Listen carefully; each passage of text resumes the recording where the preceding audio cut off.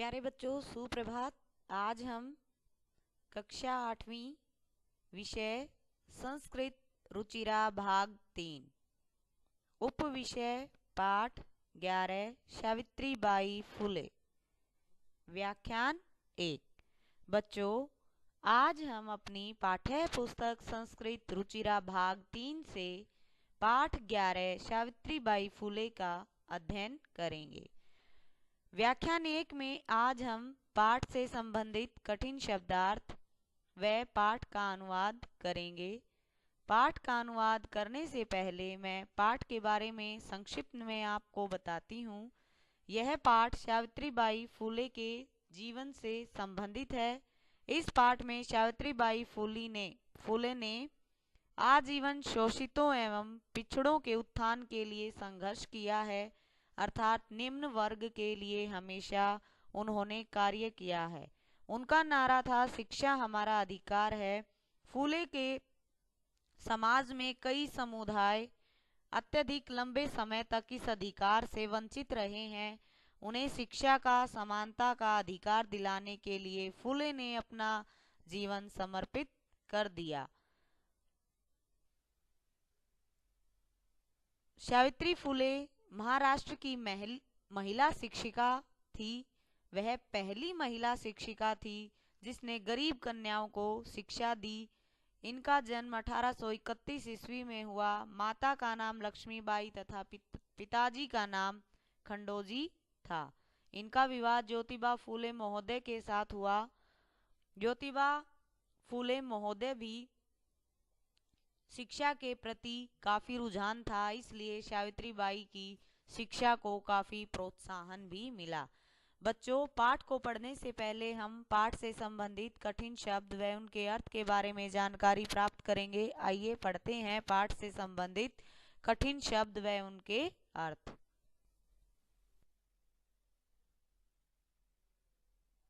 कठिन शब्दार्थ। शब्द अर्थ। ऊपरी, ऊपर। इदम यह। निर्मितम बने हुए। आदाय लेकर। परम परंतु। गृहात घर से। मनसी मन में।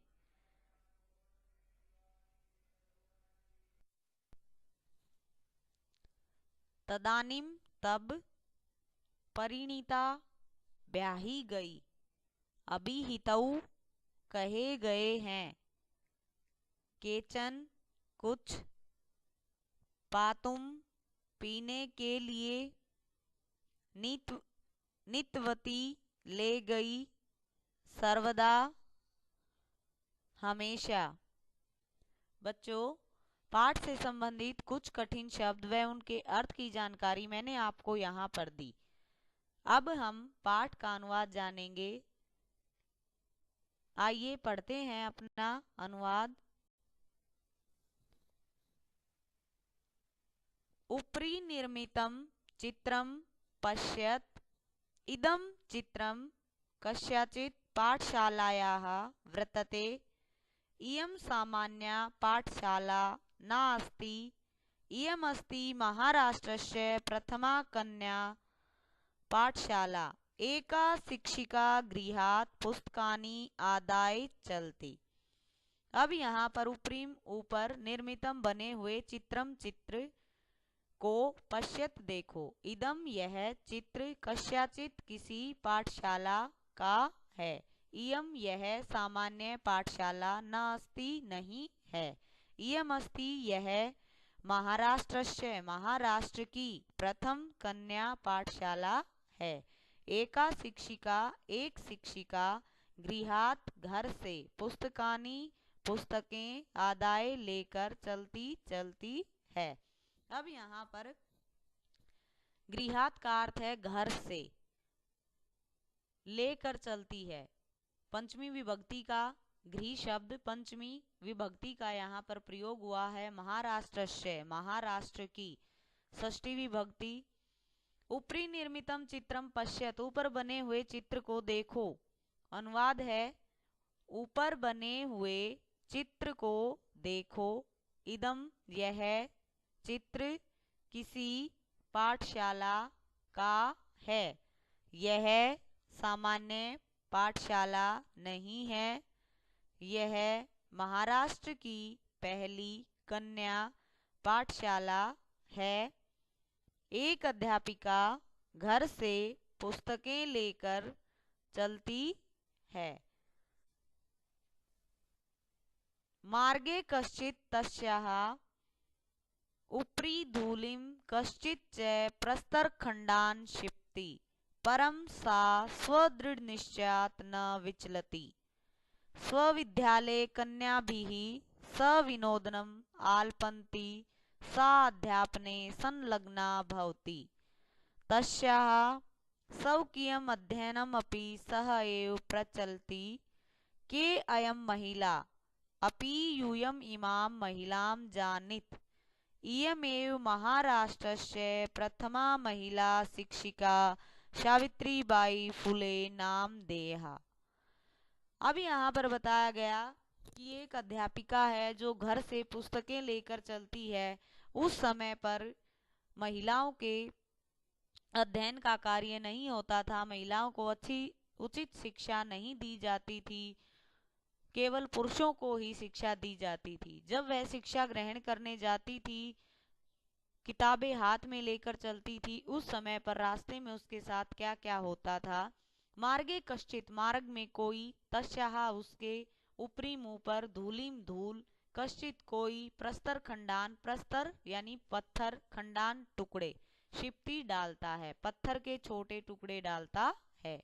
परम सा स्वदृढ़ निश्चात न विचलती, परंतु सा वह स्वदृढ़ निश्चात अपने दृढ़ निश्चय से न विचलती विचलित नहीं होती।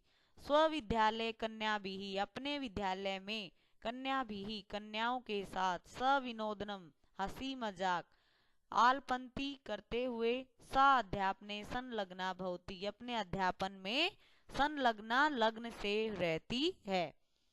तस्याः उसके अपना स्वकीयम अध्ययनम अपि उसका अपना अध्ययन का काम भी स एव साथ ही प्रचलती चलता है। के अयम महिला कौन है यह महिला।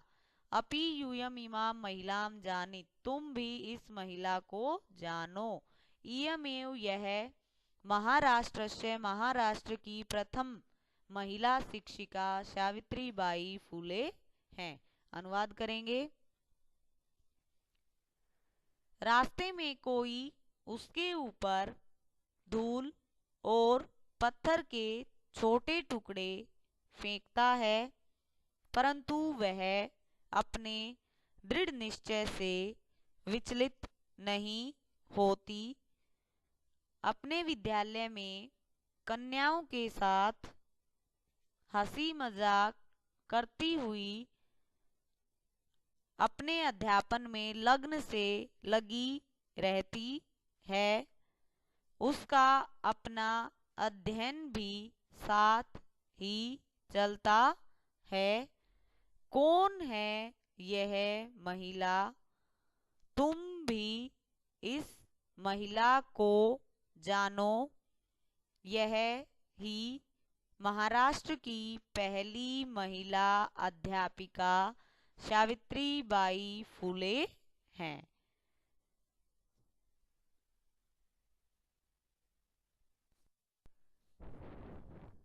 जनवरी मासस्य तृतीय दिवसे 1831 तमे ईस्वी महाराष्ट्रस्य नायगांव नाम्नी सावित्री अजायत। तस्याः माता लक्ष्मीबाई पिता च खंडोजी इति अभिहितौ। 9 वर्षदेशीया सा ज्योतिबा फुले महोदयेन परिणीता।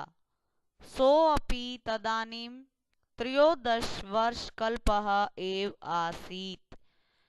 जनवरी मास से जनवरी मास के तृतीय दिवसे तीसरे दिन 1831 तमे ईस्वी 1831 ईस्वी में महाराष्ट्र से महाराष्ट्र के नायगांव नामक सावित्री जायत, सावित्री का जन्म हुआ, जायत जन्म हुआ या जन्मी। तस्याः उसकी माता लक्ष्मीबाई, माता लक्ष्मीबाई तथा पिता खंडोजी अभिहितौ कहे गए हैं। उनकी माता का नाम लक्ष्मीबाई तथा पिताजी का नाम खंडोजी है। 9 वर्ष देशिया 9 वर्ष की आयु में ज्योतिबा फूले महोदय का विवाह हुआ, के साथ विवाह हुआ। परिणीता ब्याही गई। सो अपि वह भी तदानीम उस समय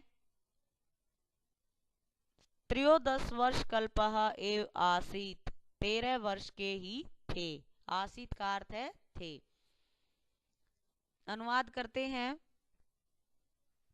जनवरी मास के तीसरे दिन 1831 ईस्वी में महाराष्ट्र के नायगांव नामक स्थान पर सावित्री का जन्म हुआ।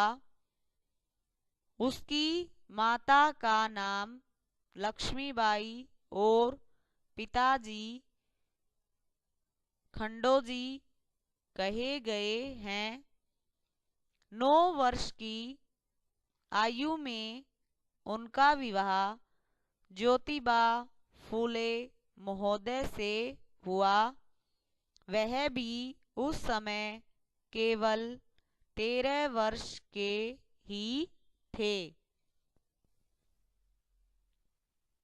यतो हि सः स्त्रीशिक्षायाः प्रबलः समर्थकः आसीत्, अतः सावित्र्या मनसि स्थित्या अध्ययन अभिलाषा उत्सवं प्राप्तवती। इतः परं सा आग्रहम् आंग्लभाषाया अपि अध्ययनं कृतवती।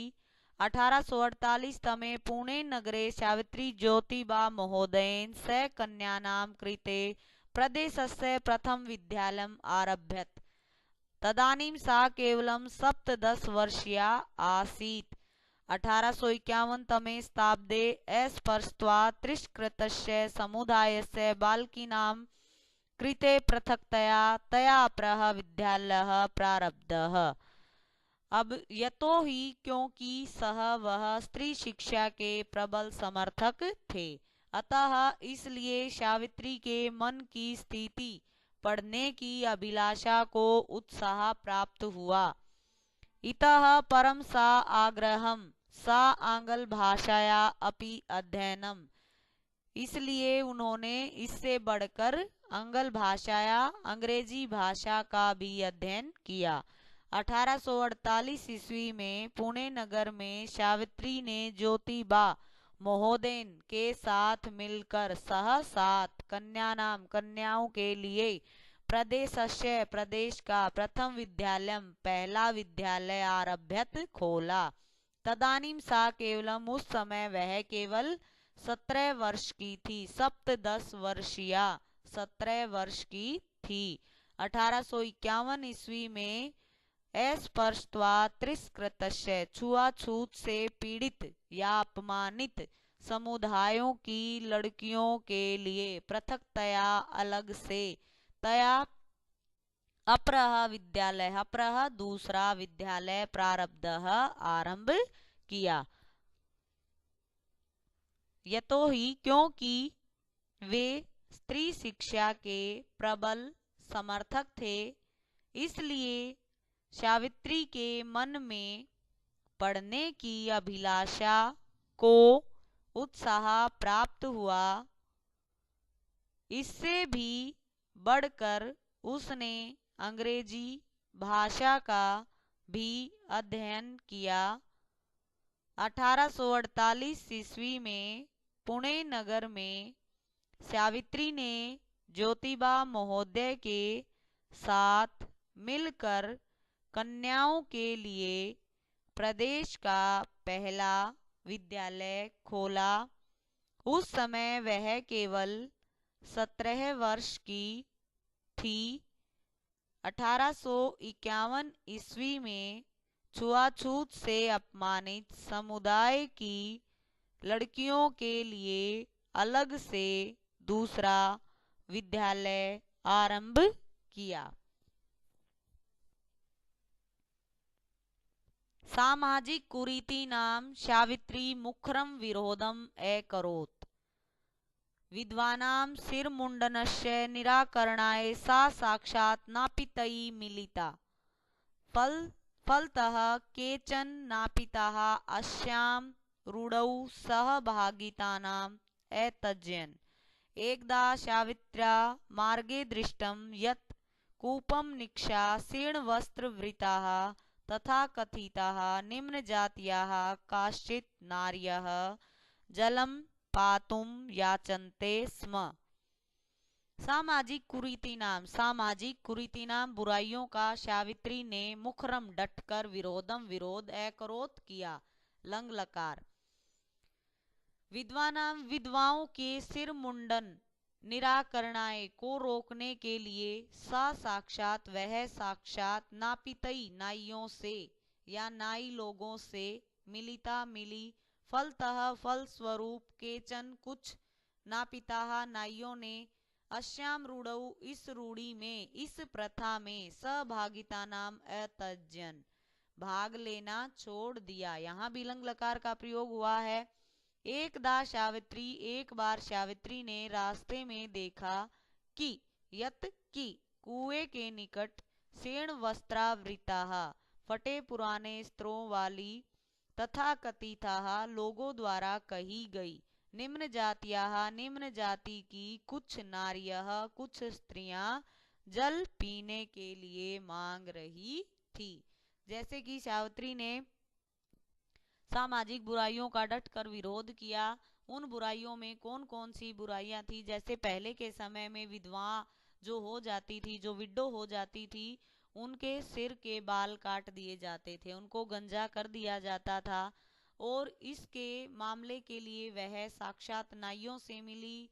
नाइयों ने उसका सहयोग दिया और कुछ नाइयों ने इस प्रथा में भाग लेना तक छोड़ दिया। एक बार उसने मार्ग में देखा कि कुएं के निकट कुछ निम्न जाति की स्त्रियां फटे पुराने वस्त्रों वाली, जैसे ऊंचे वर्ग के जो कुएं थे जिनसे स्त्रियां पानी ले रही थी, उनसे पानी मांग रही थी। अब पढ़ते हैं अनुवाद। सामाजिक बुराइयों का सावित्री ने डट कर विरोध किया। विधवाओं के सिर मुंडन को रोकने के लिए वह साक्षात नाइयों से मिली।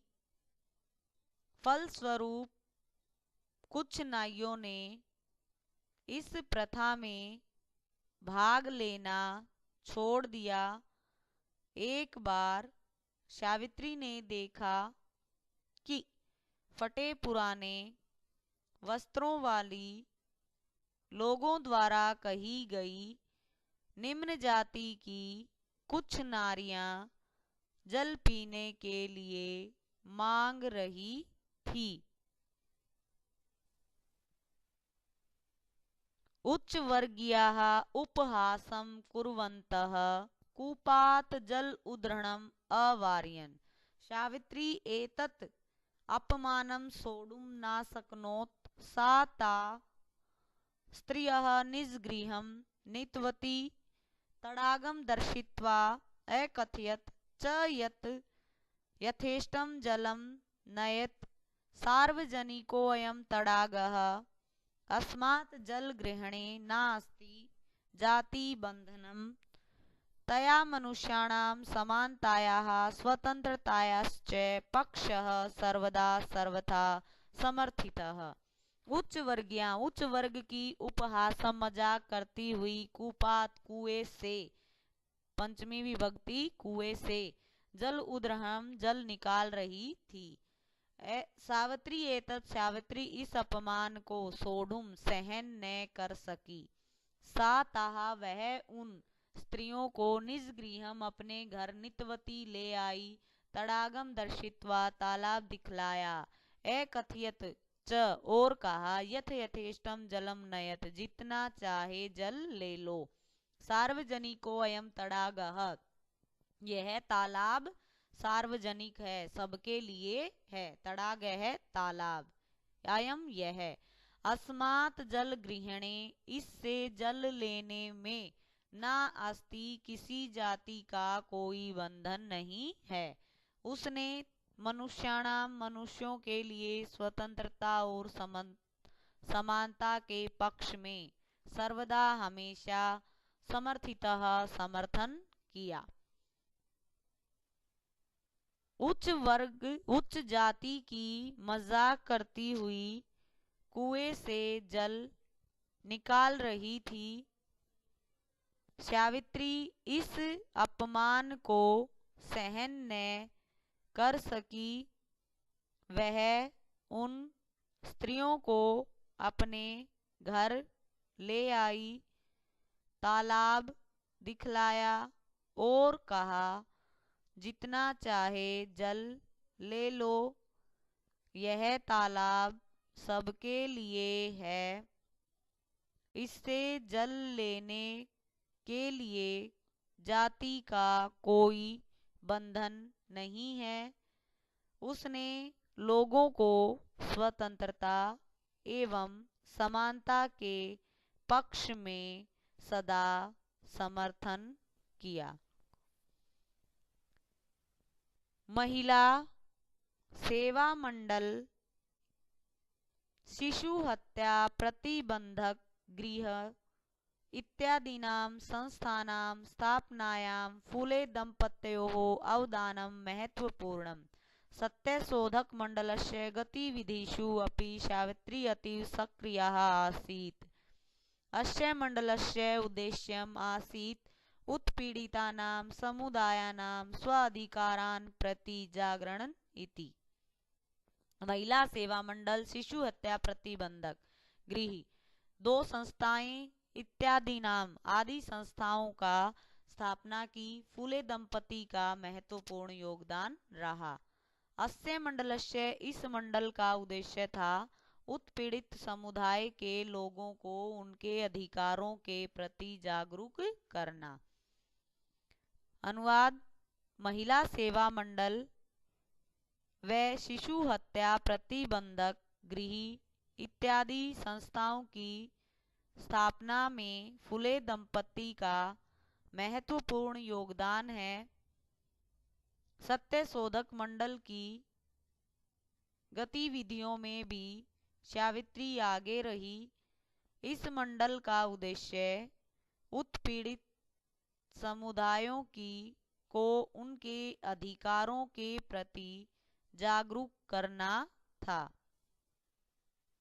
सावित्री अनेकाः संस्था प्रशासन कौशलेन संचालितवती। दुर्भिक्ष काले प्लेग काले च सा पीड़ित जनानाम् अश्रांतम् अविरतं च सेवाम् अकरोत्। सहायता सामग्री व्यवस्थायै सर्वथा प्रयासम् अकरोत्। महारोग प्रसार काले सेवारता सा स्वयं असाध्य रोगेण ग्रस्ता। 1897 ईस्वी निधनम गता। सावित्री अनेकाः, सावित्री ने अनेक संस्थाओं का प्रशासन कुशलता से चलाया। दुर्भिक्ष काले प्लेग काले च, दुर्भिक्ष काले यानी अकाल के समय प्लेग से पीड़ित लोगों की बिना थके हुए सहायता की। सहायता सामग्री व्यवस्थाएं और सहायता सामग्री की व्यवस्था भी पूरे तरीके से की या पूर्ण प्रयत्न किया।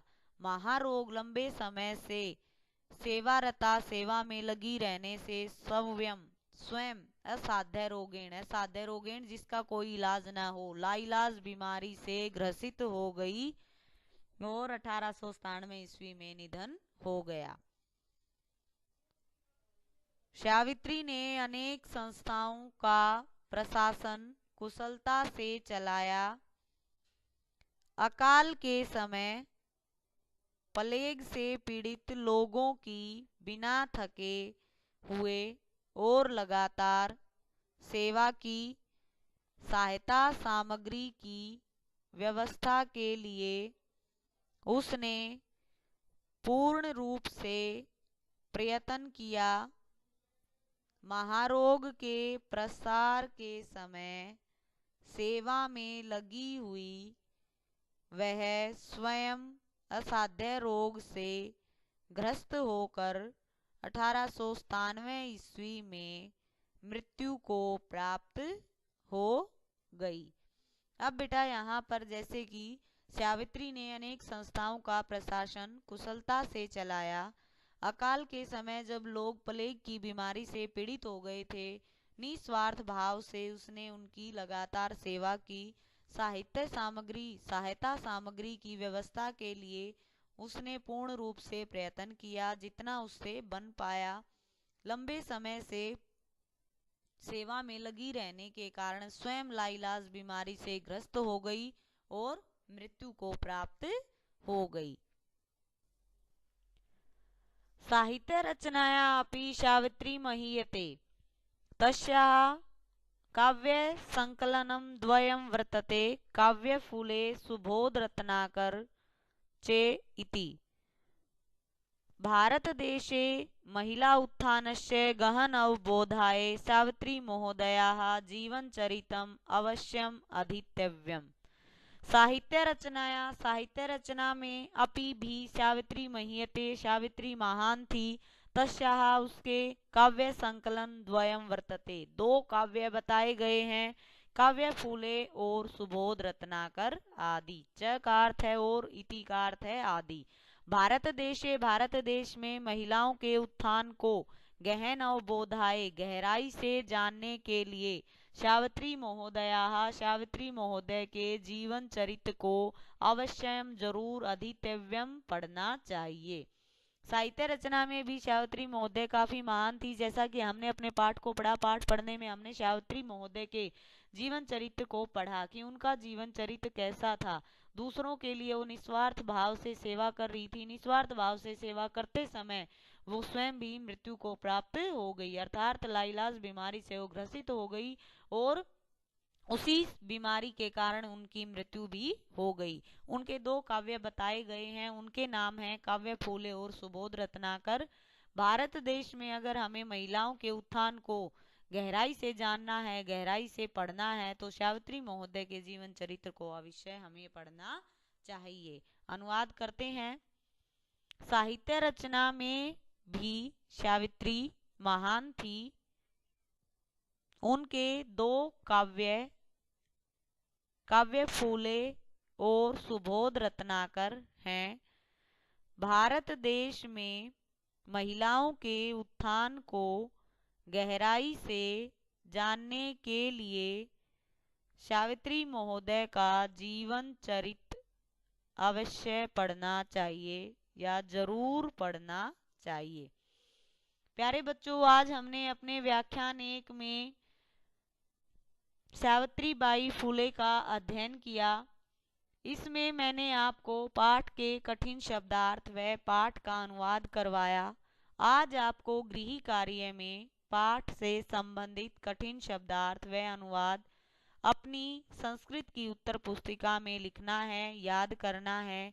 आज का हमारा व्याख्यान 1 पूर्ण हुआ। मिलते हैं बेटा अपने अगले व्याख्यान में। धन्यवाद।